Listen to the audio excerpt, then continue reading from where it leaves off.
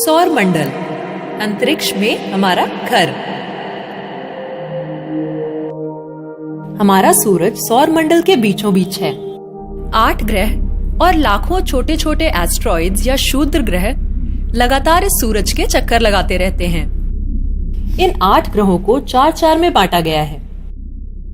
पहले 4 में वो ग्रह हैं जो हमारी पृथ्वी जैसे ही हैं, और वो हैं बुध यानी मरकरी, शुक्र यानी वीनस, पृथ्वी यानी अर्थ, मंगल यानी मार्स, और दूसरे हैं वो 4 ग्रह जो गैस के बड़े बड़े गोले हैं, जैसे बृहस्पति या जुपिटर, शनि या सैटर्न, अरुण या यूरेनस, और वरुण या नेपच्यून। बुध, शुक्र, पृथ्वी, मंगल, बृहस्पति, शनि, अरुण और वरुण। बुध या मरकरी सौर मंडल का पहला ग्रह है। यह सूरज के सबसे ज्यादा पास है। यह सभी ग्रहों में सबसे छोटा और सबसे हल्का है। बुध या मरकरी ग्रह सूर्य का एक चक्कर लगाने के लिए जितना समय लेता है, उससे कहीं ज्यादा समय वो अपनी धुरी पर गोल घूमने के लिए लेता है। यानी उसका 1 साल उसके 1 दिन से छोटा होता है, और इसी कारण इस ग्रह के तापमान में बहुत ज्यादा बदलाव आते रहते हैं। मरकरी का ना तो कोई अपना वातावरण है और ना ही चंद्रमा। अब आते हैं शुक्र या वीनस पर। सूरज से दूसरे नंबर का यह ग्रह सौर मंडल के चमकते चमचमाते ग्रहों में से एक है, और अब तक मनुष्य को जितने भी ग्रहों के बारे में पता है, ये उनमें से सबसे गर्म है। क्या तुम जानते हो कि शुक्र या वीनस पर तापमान कभी 437 डिग्री सेंटीग्रेड से नीचे नहीं आता? यानी रसोई घर में रखने वाला तेल शुक्र पर अपने आप उबलने लगेगा और उसमें से धुआं भी आने लगेगा। क्या सोच सकते हो, 437 डिग्री सेंटीग्रेड, कितना ज्यादा गर्म होगा यह ग्रह। शुक्र के पास भी कोई चंद्रमा नहीं है। अब अगला नंबर है हमारे घर का, यानी हमारी पृथ्वी, जिसे अंग्रेजी में अर्थ कहते हैं। पृथ्वी इकलौता ऐसा ग्रह है जहां का तापमान ऐसा है जो पानी को तरल रूप में रहने देता है, और यही पानी हमारे जीवन का स्रोत बनता है।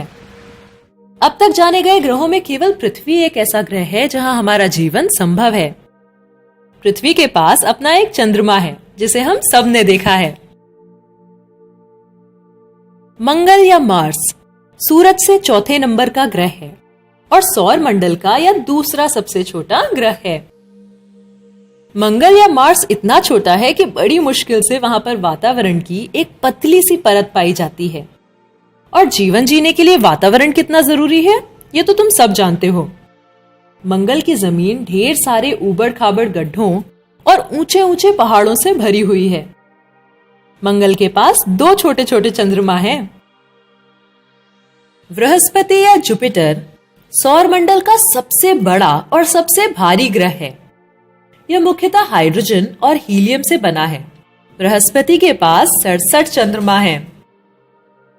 शनि या सैटर्न सौर मंडल का दूसरा सबसे बड़ा ग्रह है, पर इस बड़े से ग्रह का घनत्व सभी ग्रहों के मुकाबले सबसे कम है। शनि का घनत्व इतना कम है कि अगर तुम एक पानी का टब ले आओ और शनि को उसमें डाल दो, तो अपना शनि लकड़ी की तरह उसमें तैरने लगेगा, लोहे की तरह डूबेगा नहीं। शनि ग्रह अपने बढ़े हुए छल्लों के लिए भी जाना जाता है, जो बड़ी आसानी से दिख सकते हैं। इसके पास 62 चंद्रमा हैं। अरुण या यूरेनस तीसरा सबसे बड़ा ग्रह है और सबसे ठंडे ग्रहों में से एक है। सभी गैस के बड़े गोलों में यह सबसे छोटा है, और यूरेनस की सबसे अनूठी अजूबी बात है इसकी धुरी। बाकी सब ग्रह एक खड़ी या टेढ़ी धुरी पर घूमते हैं, पर यूरेनस की धुरी आड़ी है। इसके पास 27 चंद्रमा हैं। वरुण या नेपच्यून सौर मंडल का सबसे अंतिम ग्रह है, और यह यूरेनस से काफी मिलता जुलता है।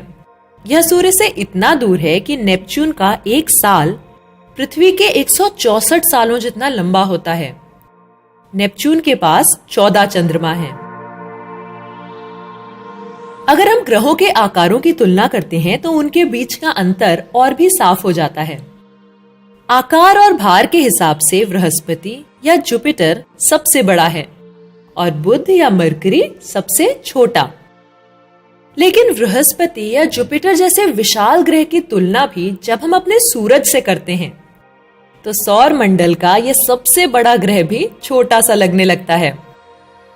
हमारा सूरज ना तो ग्रह है ना सैटेलाइट, यह सौर मंडल का एक तारा है, यानी इससे ऊर्जा निकलती है, इसका अपना प्रकाश होता है, ग्रह इससे प्रकाश लेते हैं।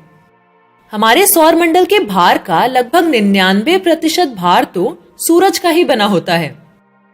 सूरज के केंद्र में लगभग 62 करोड़ टन हाइड्रोजन प्रति सेकंड हीलियम में बदलती रहती है और इससे पैदा हुई ऊर्जा पृथ्वी पर हमारी जरूरतों को सालों तक पूरा करने के लिए सक्षम है।